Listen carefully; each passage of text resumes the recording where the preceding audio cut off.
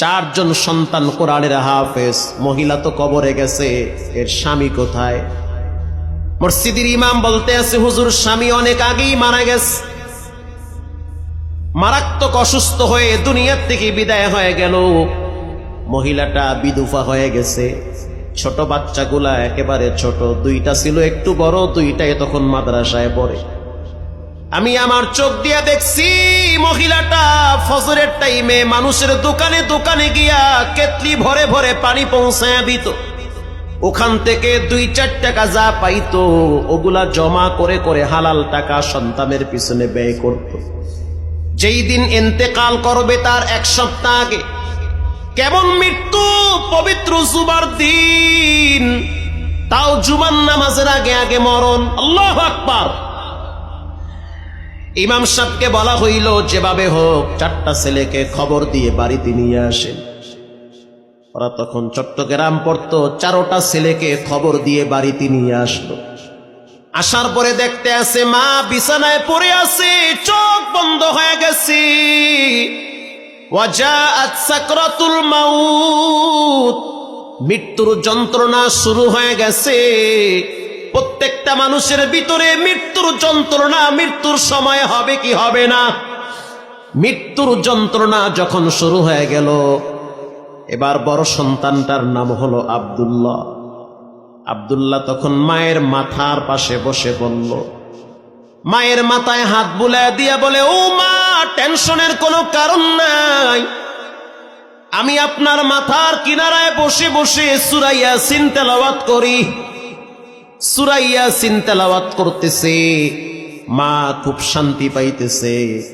কিছুক্ষণ পর মা নিজেই বলতে আছে, আমার ছোট ছেলেটা ও যেন একটু সূরা মুলুক তেলাওয়াত করে। এবার সূরা মুলুক তেলাওয়াত করলো পরের সন্তান। তৃতীয় সন্তানকে বলা হইল, তুমি সূরা রহমান তেলাওয়াত করো। সবার ছোট বাচ্চাটা মায়ের পায়ের কিনারায় বসে আছে, আর মায়ের পাটা টিপে দিতেছে আর বলতে আছে, আল্লাহ মায়ের আরো কিছুদিন দুনিয়াতে বাঁচায়া রাখেন। মা তখন বলতে আছে, সময় নাই, চলে যেতে হবে। বাচ্চা মানুষ বুঝে না, বলতে আছে, বাবা এত এতিম করে কবরে চলে গেল, তুমিও যদি কবরে চলে যাও, আমরা 4টা ভাই কাকে নিয়ে দুনিয়াতে বেঁচে থাকবো? বড় সন্তানটাকে বলল, ছোটটাকে একটু আমার হাতের কিনারায় ডাক দাও। মা বাবার কলিজার ভিতরে ছোট বাচ্চার প্রতি মহব্বত বেশি। এবার ছোট সন্তানটা যখন মায়ের হাতের কিনারায় আসছে, মা তখন ছোট বাচ্চাটার মাথাটা টাইনা বুকের কাছে নিয়ে বলতে আছে, আল্লাহ তুমি আমার এই বাচ্চাটাকে দীর্ঘনেক হায়াত দান করো, আমার মৃত্যুর পরে যেন ওরা একটু দোয়া করতে পারে, সেই তৌফিক দান করো। এ কথা বলতে বলতে মা বলতে আছে, রাস্তাটা ক্লিয়ার করে দাও, কে যেন মাথায় পাগড়ি লম্বা জামা পরে আমার দিকে আসতেছে। কোরআনে রব্বুল আলামিন বলেন, তাতানাজ্জালু আলাইহিমুল মালাইকা আল্লা তাখাফু ওয়ালা তাহজানু। একটা মানুষের যখন মৃত্যুর সময় হয়, ওই মানুষটা যদি নেককার হয়, পরেজগার হয়, দিনদার হয়, আল্লাহওয়ালা হয়, তখন ফেরেশতারা বলে, কোনো ভয় নাই, কোনো টেনশন নাই, আমরা আল্লাহর প্রেরিত ফেরেশতা, তুমি নেককার মানুষ, এজন্য তোমার জান রেশমি কাপড় দিয়ে পেঁচাইয়া সম্মানের সহিত নিতে আসছি।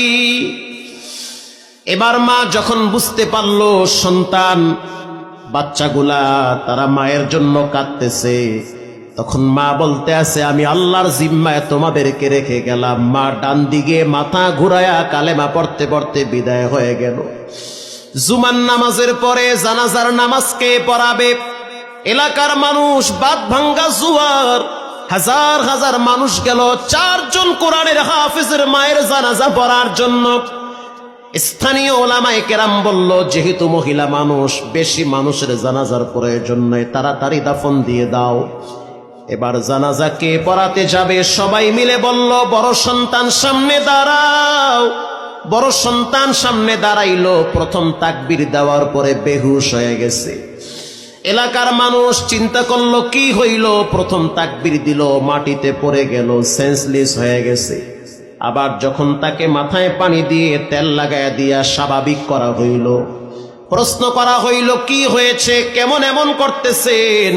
বড় সন্তানটা বলতে আছে, ও ভাই, আমি আমার মায়ের কষ্টগুলা চোখ দিয়া দেখছি।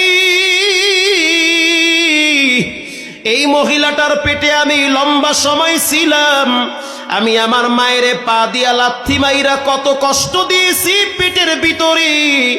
আমি আমার মায়ের পেটে যখন ছিলাম হাত দিয়া ঘুষা মারছি, আমি আমার মায়ের পেটের ভিতরে মাথা দিয়া আঘাত করছি, আমি আমার মায়ের হাতের দিকে তাকাইয়া দেখছি দোকানে দোকানে পানি নিতে গিয়া, পানি দিতে গিয়া হাত ফসকা বানায় ফেলাইছে। ওই মায়ের চেহারাটা আমার চোখের সামনে ভাসতেছে, যার কারণে আমি নিজেকে নিয়ন্ত্রণ করতে পারি নাই। জানাজা কমপ্লিট হয়ে গেল, লাশ কবরে রাখলো। ইমাম সাহেব বলল, ভাই, রাজকীয় ভাবে দুনিয়ার থেকে বিদায় হয়ে গেল। এলাকার মানুষ রাত্রিবেলা যার যার মতো ঘরে চলে গেল।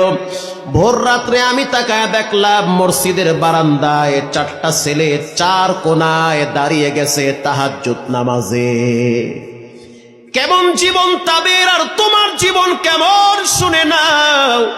কেমন জীবন গঠন করলা তোমার মৃত্যুর পরে।